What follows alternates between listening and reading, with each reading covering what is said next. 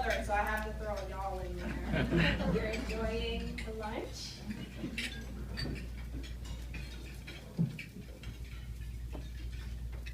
I could have wound up a living, breathing stereotype. Frankly, I came dangerously close.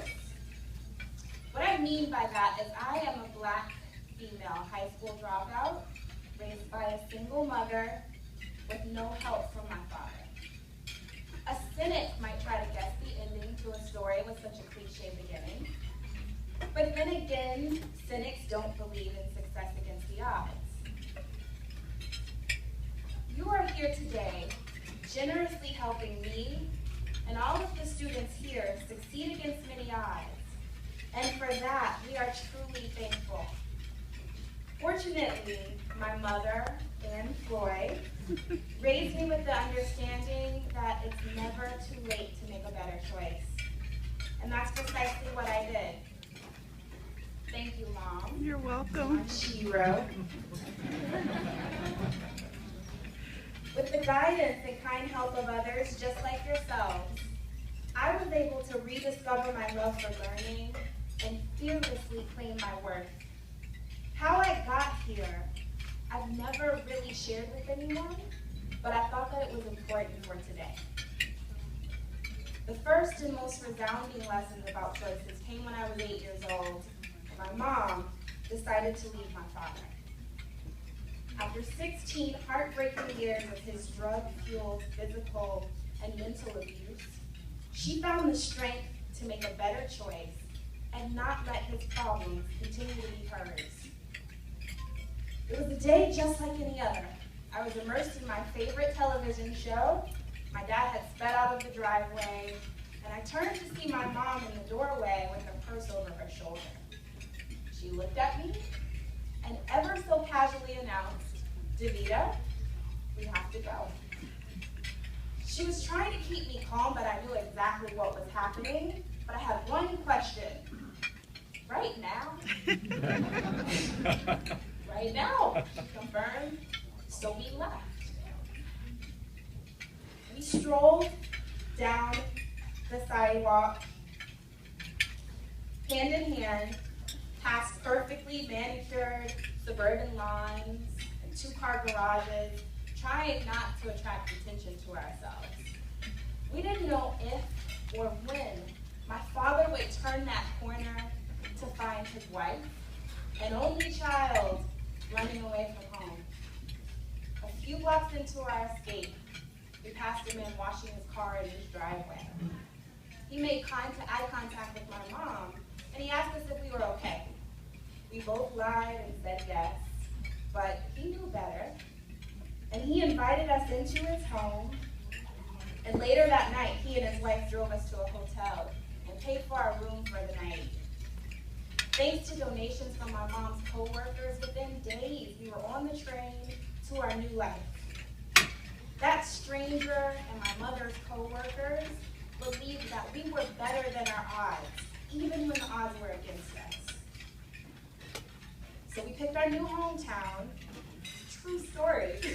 We picked our new hometown by closing our eyes and pointing to a map of the United States, and one of our fingers landed on Atlanta. And that's how we decided where we would go. On our 7-hour road trip there, we did two things. We sang at the top of our lungs, and we talked about how we would spend our new lives. We fantasized about going to the movies together without having to ask for permission.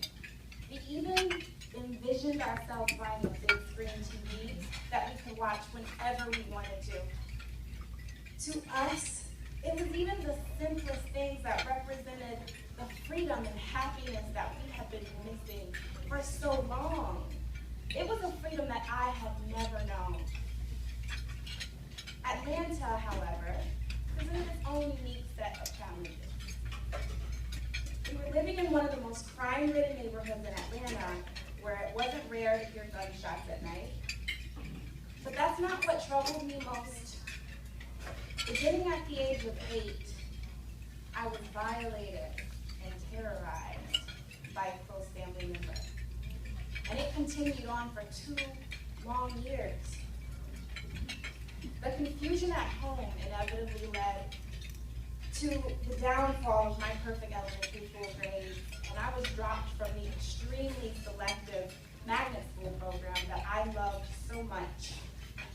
My mother had no idea why her daughter, the star pupil, had taken such a drastic and sudden turn. But it was because I had decided it was best not to share my angst with her. By the 7th grade, we moved 5 different times. I'd stopped paying attention in school, completely gave up on good grades, and I hardly ever did homework or school projects. Mr. Melzerak, my science teacher, was pretty disappointed to see me go during our 5th and final move, but he held out hope for me. I had always been eager to answer the daily question Mr. Melzerak would write on the chalkboard while my classmates were chit-chatting and pretending they didn't see the question. I squinted forward, because I didn't have glasses, and copied down the question and earnestly searched for that answer every single day. So I remembered him confiding in me when I was moving to a different school. You are failing my class, but I'm going to give you a C because it's what you deserve.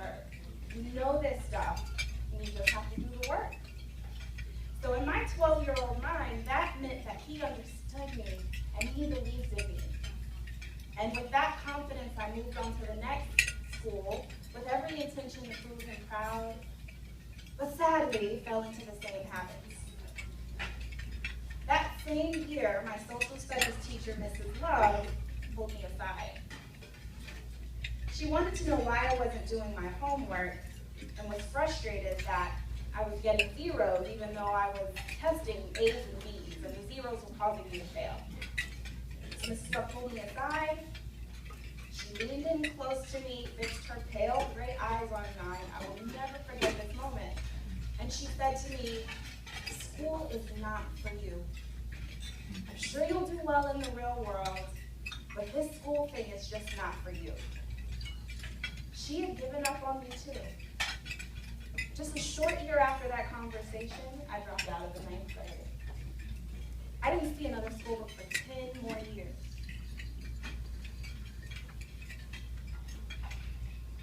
Not long after that, at age 14, I got my first job as a server at a Southwestern grill. I was quickly recruited by the coffee shop manager next door, and she told me that I had something that couldn't be taught. I could form a genuinely positive rapport with anyone, a special connection. It was most rewarding to me to brighten the day of others, and her validation felt like a sign that service might be my true calling. Over a 10-year career, I had the pleasure of selling high-end wedding dresses at Priscilla of Boston. For any of you Southerners who may not know what Priscilla of Boston is, they put "say yes to the dress" to shame. I also trained customer service representatives for American Express, and finally sold fine jewelry at the prestigious Tiffany & Company. Proud and pleased with my newfound success, something completely unexpected happened. I fell deeply, madly in love with learning. Again, it was while I was working for American Express that I was introduced to a popular science radio show called Radio Lab. The first episode was centered around decision-making and humans. The topic instantly piqued my interest, and I was hooked on science. The affirmation from my science teacher, Mr. Melzerak, came flooding back to me.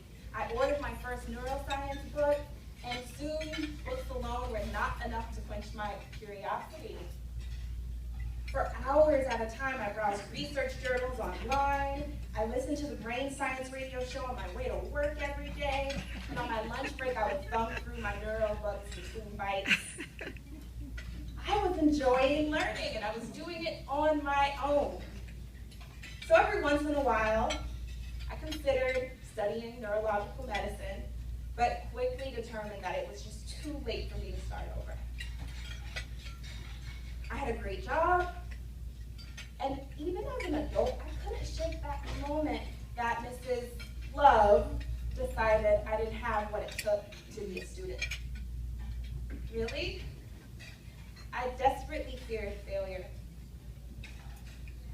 It took years of steady pep talks and reassurance from my family and friends to counteract the self-doubt that settled into my being as a child.